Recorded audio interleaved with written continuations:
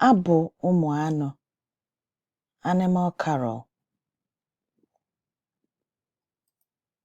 Well, this is Yvonne from Learn Igbo Now Challenge, and in this video, we're going to sing a Christmas carol, an animal carol titled Abụ Umuanu, Animal Carol. This song was arranged by Sir Emeka Nwokedi. Before we start, we're going to look at some words that we will encounter in this song.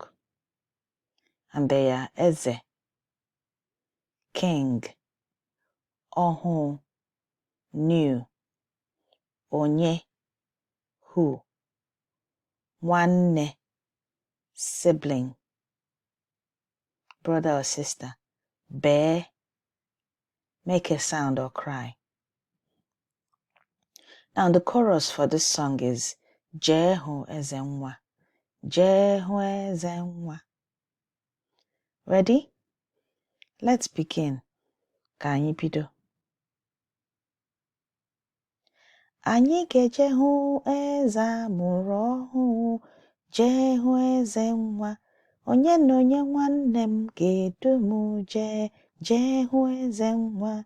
Ologbo nwanne m ga-edu m jee hụ eze nwa. Ologbo bekenenu ka isi n'ebe, biko bewe ka anyị nụ. Miau, miau, jee hụ eze nwa. Miau, miau, jee hụ eze nwa. Anyị ga-eje hụ eze amụrụ ọhụụ, jee hụ eze nwa. Onye na onye nwanne m ga-edu m jee hụ eze nwa.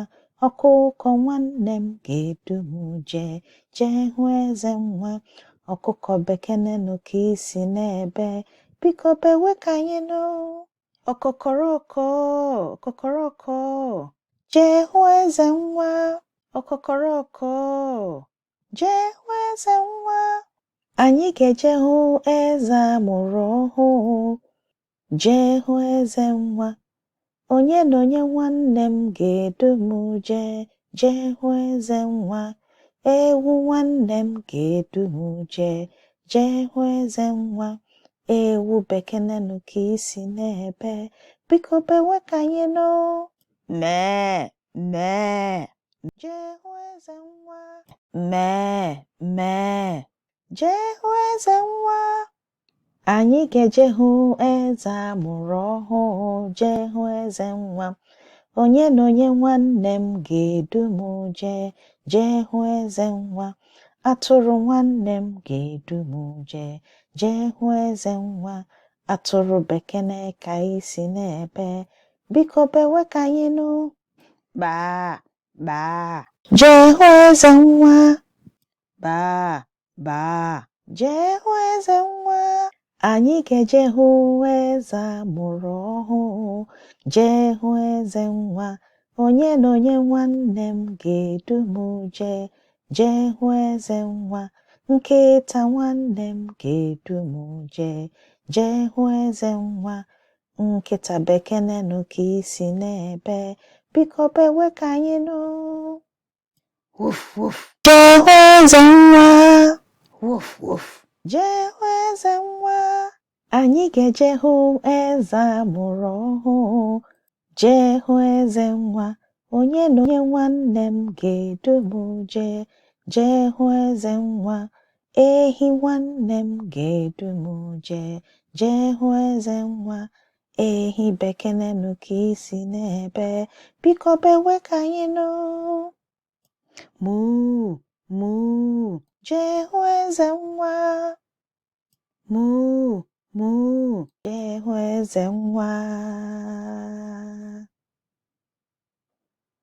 So the words we've learned from this song, the 5 main words that we've learned from this song are Eze, King, Ohu, New, Onye, Onye, Who, Nwanne, Nwanne, Sibling, that is your brother or sister. Bear, Bear. Make a sound or cry. Thanks for watching this video.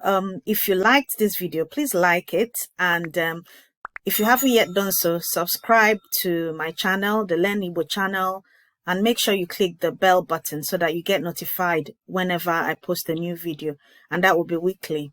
Also, you could go over to www.learnigbonnow.com to get some free goodies like printable storybooks and worksheets and other things that will help you get started in learning Igbo language.